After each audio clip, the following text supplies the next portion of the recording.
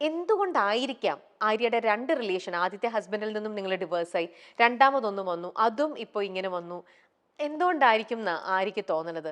ആദ്യത്തെ റിലേഷൻഷിപ്പ് എൻ്റെ പ്രശ്നമായിരുന്നു. I was wrong from my side. അത് ഞാൻ ഇതിനു മുമ്പുള്ള ഒരു പ്ലാറ്റ്ഫോമിലും പറഞ്ഞിട്ടുള്ള കാര്യമാണ്. ഞാൻ അത് ഡീറ്റെയിൽ ആയിട്ട് പറയുന്നില്ല, പക്ഷെ ഇറ്റ് വാസ് തറലി മൈ മിസ്റ്റേക്ക്. അത് ഞാൻ അക്സെപ്റ്റ് ചെയ്യുന്നു. ആ റിലേഷൻഷിപ്പ് അങ്ങനെയാണ്, അത് വേണ്ടാന്ന് തോന്നിയത്. അത് പിന്നെ എൻ്റെ ഒരു അത് കഴിഞ്ഞ് കുറെ നാൾക്ക് ശേഷമാണ് ആയിരിക്കും എന്റെ മിസ്റ്റേക്ക് ആണ് എന്നുള്ളൊരു റിയലൈസേഷൻ അല്ല, അത് ആ സമയത്ത് എനിക്ക് റിയലൈസേഷൻ ഉണ്ടായി. അങ്ങനെയാണെങ്കിൽ ഫൊഗീവ് ചെയ്യില്ലായിരുന്നോ? ചെയ്യാമായിരിക്കാം, പക്ഷേ നമുക്ക് എപ്പോഴും ഉള്ളിൽ ഇങ്ങനെ ഒരു പേടി കിടക്കും. വീണ്ടും വീണ്ടും നമ്മുടെ ലൈഫ് ഇനി മുന്നോട്ട് ഒന്നിച്ചു പോകുമ്പോ ഇത് വരുമോ വീണ്ടും അതിനുള്ളിൽ. Shouldn't bother us. പിന്നെ I thought he deserves A better life. അവിടെ ആര്യ തെറ്റ് ചെയ്തതിന്റെ ഒരു അതെ, എനിക്കൊരു ഗിൽറ്റ് വന്നതാണ് അവിടെ. അപ്പം I genuinely thought he should have a better life എന്നുള്ളത്. പിന്നെ he found his life partner also. ആളിപ്പം മാരിഡ് ആണ്, ഹാപ്പി ആയിട്ട് അവര് ഒന്നിച്ച് വർക്ക് ചെയ്യുന്ന ആൾക്കാരാണ്, ഹാപ്പി ആയിട്ട് പോകുന്നു. So that was meant to be. അങ്ങനെ വിശ്വസിക്കുന്ന ആളാണ് ഞാൻ. ശരിയാണ്, we have a beautiful girl child. അവൾക്ക് ഞങ്ങൾ രണ്ടുപേരും ഉണ്ട്. അവള് ഈ പറയുന്ന പോലെ വളരെ അണ്ടർസ്റ്റാൻഡിങ് ആയിട്ടുള്ള ഒരു കുട്ടിയാണ്. അച്ഛനും അമ്മയും ഞങ്ങൾ രണ്ടുപേരും ഒന്നിച്ച് തന്നെയാണ് അവളെ വളർത്തുന്നതും. അവളുടെ എല്ലാ കാര്യങ്ങളിലും ഞങ്ങളുടെ ഡിസിഷൻസ് എല്ലാം മ്യൂച്വൽ ആണ്. ആൻഡ് ഈക്വലി ആള് വരുമ്പോ, I mean whenever he wants to be with her, she goes to him. അല്ലാത്തപ്പം ഞാൻ ടേക്ക് കെയർ ചെയ്യണു. അങ്ങനെ ഒരു ഡിഫറൻഷിയേറ്റ്, അങ്ങനെ ഒരു പ്രശ്നമേ അവിടെ വരുന്നില്ല. അതാണ് ഫസ്റ്റ് റിലേഷൻഷിപ്പിൽ സംഭവിച്ചത്. സെക്കൻഡ് റിലേഷൻഷിപ്പ് ഈ പറഞ്ഞ പോലെ ചിലപ്പം ആദ്യത്തെ റിലേഷൻഷിപ്പിൽ ഉള്ള എന്താ പറയുക, അതിനുള്ള ശിക്ഷയായിട്ട് എനിക്ക് കിട്ടിയതായിരിക്കാം സെക്കൻഡ് റിലേഷൻഷിപ്പ്. ഈ പറഞ്ഞ പോലെ ഷിബ്ല പറഞ്ഞില്ലേ, ഞാൻ റിലേഷൻഷിപ്സിൽ 150% കൊടുക്കുന്ന ആളാണ്. ഞാൻ ഭയങ്കര ഇൻവെസ്റ്റഡ് ആയിട്ടുള്ള ഒരു റിലേഷൻഷിപ്പ് ആയിരുന്നു എൻ്റെ സെക്കൻഡ് റിലേഷൻഷിപ്പ്. എനിക്ക് അയാളെ genuinely from the bottom of my heart എനിക്ക് ഭയങ്കര ഇഷ്ടമായിരുന്നു. I knew he was not the perfect person and all. ആൾക്ക് ഫ്ലോസ് ഉണ്ടായിരുന്നു, ആൾക്ക് പാസ്റ്റ് ഉണ്ടായിരുന്നു, പക്ഷെ അതെല്ലാം ഓക്കെ ആയിട്ട് അങ്ങനെ തന്നെ അക്സെപ്റ്റ് ചെയ്ത ഒരാളായിരുന്നു ഞാൻ. But I never thought he would do this to me. പിന്നെ അതിന് ഞാൻ കുറ്റം പറയുന്നില്ല. മേ ബി ആൾക്ക് നമുക്ക് ഫസ്റ്റത്തെ ഒരു അടി പോലെ നമുക്ക് എക്സാക്ട്ലി അത് കിട്ടി, അങ്ങനെ ഞാൻ വിശ്വസിക്കുന്നു. അങ്ങനെ ആയിക്കോട്ടെ, നമ്മൾ അങ്ങനെ ഒന്ന് ചെയ്തുകൊണ്ട് നമുക്ക് മറ്റുള്ളവരെ ബ്ലെയിം ചെയ്യാനും പറ്റില്ല. ഞാൻ ബ്ലെയിം ചെയ്യുന്നില്ല. എനിക്ക് ആകപ്പാട് ആളുടെ അടുത്ത് ദേഷ്യം തോന്നിയ ഒരു കാര്യം എന്ന് പറഞ്ഞാൽ അക്സെപ്റ്റ് ചെയ്തില്ല. ലൈക്ക് വേറെ ഒരു ആളോട് ഒരു ഇഷ്ടം തോന്നി, അല്ലെങ്കിൽ ആ റിലേഷൻഷിപ്പിലേക്ക് പോയി എന്നുള്ളത് അത് ഓപ്പൺലി എന്നോട് പറഞ്ഞിരുന്നെങ്കിൽ നമ്മൾ സ്റ്റെപ്പ് ബാക്ക് ചെയ്യും. We would never force someone. നമുക്ക് ഒരാളെ ഫോഴ്സ് ചെയ്യാൻ പറ്റില്ലല്ലോ നമ്മളെ കൂടെ നിൽക്കൂ എന്നുള്ളത്. അത് ഓപ്പൺ ആയിട്ട് പറഞ്ഞിരുന്നെങ്കിൽ കുറച്ചും കൂടി നേരത്തെ, കുറച്ചും കൂടി ബെറ്റർ ആയിട്ട് എനിക്ക് ഇതൊന്ന് കം ഔട്ട് ചെയ്യാൻ പറ്റിയേനെ with the help of my people. പക്ഷെ അത് സംഭവിച്ചില്ല. അപ്പോൾ ഇത്രയും ട്രൂ ഫ്രണ്ട്സിനെ പോലെ തന്നെ ചില ഫ്രണ്ട്സ് അപ്പൊ ആര്യനെ ചീറ്റ് ചെയ്തിട്ടും ഉണ്ടാവണം. യെസ്, അല്ലേ? ഉണ്ട്. അതുകൊണ്ടാണല്ലോ ഇങ്ങനെ ഒന്ന് സംഭവിച്ചത്. അല്ലേ? അതും ശരിക്കും ഭയങ്കര പെയിൻഫുൾ ആയിട്ടുള്ള, ഇറ്റ് ഈസ് വെരി പെയിൻഫുൾ.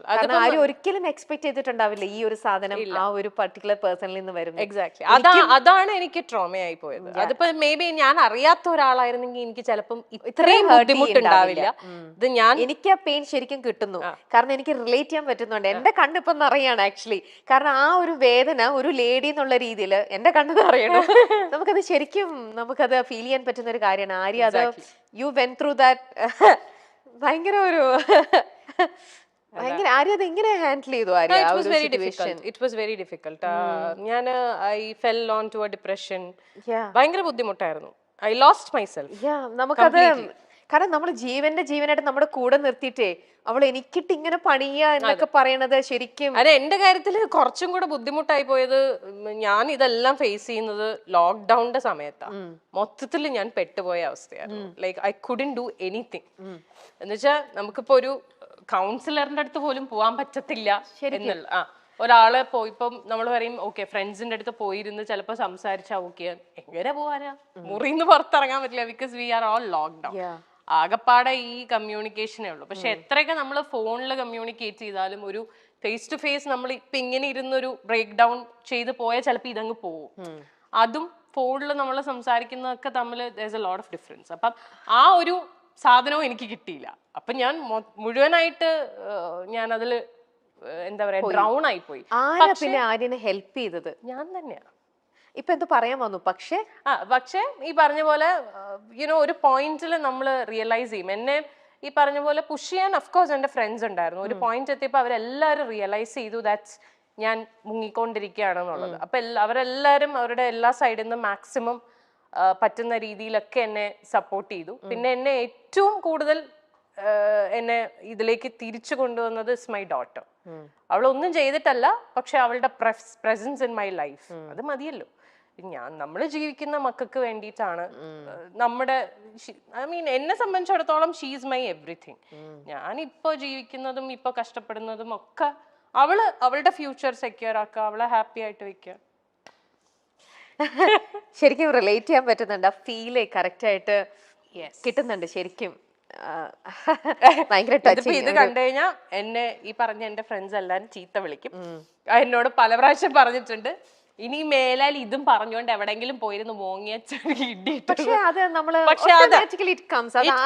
കാരണം നിങ്ങളുടെ കൂടെ ഒരു രീതിയിലും പിക്ചറിലുള്ള ഒരാളായിരുന്നില്ല ഞാനൊരു പുറത്തുനിന്നുള്ള ഒരു ലേഡി എന്നുള്ള രീതിയിൽ ഇന്നിപ്പോ ആര്യനെ ഇത്രത്തോളം ഇൻ ആൻഡ് ഔട്ട് മനസ്സിലാക്കിയതിൽ നിന്നും എനിക്ക് ഇത്രത്തോളം ഹേർട്ട് ചെയ്യണം എന്നുണ്ടെങ്കിൽ, എന്റെ കണ്ണുകൾ നിറഞ്ഞ് ഇങ്ങനെ ഒഴുകണം എന്നുണ്ടെങ്കിൽ ആ ഒരു അത് അവർക്ക്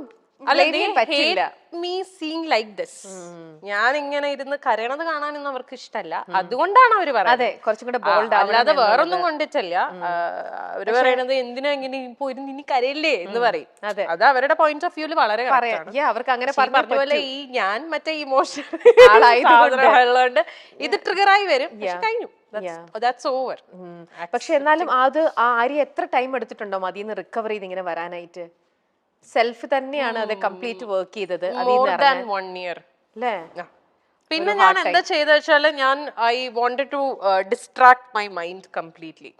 അങ്ങനെ ഞാൻ ഫുൾ എന്റെ കോൺസെൻട്രേഷൻ എന്റെ ബ്രാൻഡിലിട്ടു. കാഞ്ചീവരത്തില് ഒന്നും നോക്കിയില്ല. ബ്രാൻഡ് മാക്സിമം വർക്ക് ചെയ്ത് എനിക്ക് തോന്നുന്നു ആ ഒരു സമയത്താണ് ഞാൻ ആ ബ്രാൻഡിനെ ഒന്ന് ശരിക്കും പൊക്കി എടുത്ത് കൊണ്ടുവന്നത്. പിന്നെ അതില് എനിക്കൊരു സാറ്റിസ്ഫാക്ഷൻ, നമുക്ക് അതിലൊരു അഡിക്ഷൻ വരുമല്ലോ. Okay, when we see that okay something is working out good for us, പിന്നെ നമ്മൾ അതിലേക്കാവും ഫുള്ള്. വേറെ ഒന്നിലേക്കും നമുക്ക് പോവാനുള്ള ഒരു മൈൻഡ് വരില്ല. അപ്പൊ നമ്മുടെ കംപ്ലീറ്റ് ഫോക്കസ് അതില്ല. ബിക്കോസ് അതിൽ നിന്ന് എനിക്ക് വേണ്ടതെല്ലാം കിട്ടുന്നുണ്ട്. Satisfaction, happiness, peace of mind, everything. വേറെ ഒന്നും നോക്കില്ല. പിന്നെ തിരിഞ്ഞു നോട്ടം ഉണ്ടായി. അങ്ങോട്ട് തിരിഞ്ഞു നോക്കുക വേണ്ട. ഞാൻ എപ്പോഴും പറയണ ഒരു കാര്യമാണ്, I am still very thankful to that person for one thing. ആളില്ലായിരുന്നെങ്കിൽ ചിലപ്പോൾ കാഞ്ചീവരം എന്ന് പറയുന്ന ബ്രാൻഡ് ഞാൻ സ്റ്റാർട്ട് ചെയ്യില്ലായിരുന്നു. ആ സമയത്ത് ആൾ എനിക്ക് തന്ന ഒരു ഇമോഷണൽ ആൻഡ് മോറൽ സപ്പോർട്ട് ഉണ്ട്. That is huge. കാരണം അതിന് ഞാൻ I will be forever grateful. ചിലപ്പോൾ അതിന് വേണ്ടിയിട്ടായിരിക്കും അദ്ദേഹം ലൈഫിൽ വന്നിട്ടുണ്ടാവും. അത് വന്നു, ഇതിങ്ങനെ ആയി, അതങ്ങ് പോയി, നമ്മൾ കുറച്ച് കാര്യങ്ങൾ അതോടെ പഠിച്ചു. ആ ഒരു അതിൽ പഠിച്ചത് കൊണ്ട് നമ്മൾ ഇപ്പോ കാഞ്ചീവരം കുറച്ചും കൂടെ എന്നുള്ള രീതിയിൽ ബോൾഡ് ആവുന്നു. പലപ്പോഴും സോഷ്യൽ മീഡിയയിൽ വളരെ ആക്റ്റീവായ താരം റീലുകൾ പങ്കുവച്ചും വിശേഷങ്ങൾ പങ്കുവച്ചും ചോദ്യോത്തരങ്ങൾ പങ്കുവച്ചും ഒക്കെ എത്താറുണ്ട്. തനിക്കെതിരെ വരുന്ന എല്ലാ അലിഗേഷൻസിനും വിമർശനങ്ങൾക്കും വിവാദങ്ങൾക്കും എല്ലാം ആര്യ കൃത്യമായ മറുപടി നൽകാറുമുണ്ട്. തന്റെ ജീവിതത്തിൽ സംഭവിച്ച കാര്യങ്ങളെപ്പറ്റി ബിഗ് ബോസിൽ പലപ്പോഴും തുറന്നു പറയുകയും ചെയ്തു. ബിഗ് ബോസിൽ വെച്ച് തനിക്കൊരു പ്രണയമുണ്ടെന്നും ആ ബിഗ് ബോസ് ഷോ കഴിഞ്ഞാൽ തങ്ങൾ ഒന്നാകുമെന്നും ഒക്കെ ആര്യ തുറന്നു പറഞ്ഞിരുന്നു. വർഷങ്ങളായുള്ള ബന്ധമായിരുന്നു അത്. എന്നാൽ ബിഗ് ബോസിൽ നിന്നും തിരിച്ചു മടങ്ങി ആര്യയെ കാത്തിരുന്നത് വലിയൊരു ദുരന്ത വാർത്തയായിരുന്നു. കാരണം താൻ ഏറെ പ്രണയിച്ച തന്റെ കാമുകനെ, അല്ലെങ്കിൽ താൻ വിവാഹം കഴിക്കാൻ പോകുന്ന തന്റെ പ്രിയപ്പെട്ട ആളെ തന്റെ ഉറ്റ കൂട്ടുകാരി സ്വന്തമാക്കി കഴിഞ്ഞു എന്ന വാർത്തയാണ്. ആര്യ ഇത് കണ്ടെത്തുകയായിരുന്നു. ഒരിടത്തൊരു ഹോപ്പ് തന്നോണ്ടിരിക്കും. എന്നാൽ അറ്റ് ദ സെയിം ടൈം എനിക്ക് ഫീൽ ചെയ്തത് ഇതാണ്, ലൈക്ക് അപ്പൊ നമുക്കൊരു മെന്റൽ ടോർച്ചർ ആണല്ലോ അത്. ലൈക്ക് നമ്മളത് we know that there is something happening and ഞാൻ കണ്ടുപിടിക്കുകയും ചെയ്തു that there's this relationship going on എന്നുള്ളത്. അപ്പൊ എന്നോട് ഈ പറയുന്നൊക്കെ നുണയാണെന്നുള്ളത് എനിക്ക് അറിയാം. Stupid explanation exactly I wanted to know how long this explanation will go. I knew the fact, പക്ഷേ I was buying all the things, the lies he was going on telling me. എന്നാൽ ഏതെങ്കിലും ഒരു പോയിന്റിൽ honest ആയിട്ട് പറഞ്ഞാൽ മതിയായിരുന്നു. ഞാൻ ഇല്ല, I don't want to do this anymore എന്ന് പറഞ്ഞിരുന്നെങ്കിൽ ഖലാസ് തീർന്നു. ഞാൻ അപ്പൊ സ്റ്റോപ്പ് ചെയ്തിട്ട് എത്ര പെയിൻഫുൾ ആയിട്ടായിരിക്കും ആര്യ ഓരോ തവണയും ഇങ്ങനത്തെ കാര്യങ്ങൾ യു ന്യൂ Exactly. ദാറ്റ് അല്ലേ, knew എന്നിട്ട് it. അറിഞ്ഞിരുന്നിട്ട് ചോദിക്കുമ്പോൾ എഗെയിൻ പുള്ളി പറയണ ഓരോ ഇങ്ങനത്തെ ഒരു ഇതിനകത്തുനിന്ന് പക്ഷെ എനിക്ക് യുനോ പലരും എന്നെ വിശ്വസിച്ചില്ല ഞാനിത് പറയുമ്പോ. എന്ന് വെച്ചാൽ ഇപ്പൊ നമ്മള് ഈ പറഞ്ഞ പോലെ ഇതിൽ വന്നിരിക്കുന്ന തേർഡ് പേഴ്സൺ ഒരു ഫ്രണ്ട് എന്റെ ഫ്രണ്ട് ആയിരുന്നത് കൊണ്ടും we had common friends also.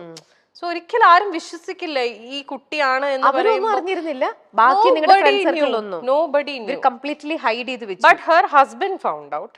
Okay, ആള് കണ്ടുപിടിച്ചിട്ടുണ്ടായിരുന്നു. പക്ഷെ nobody else like friends gang ൽ ആർക്കും അറിയില്ലായിരുന്നു. Nobody was ready to believe also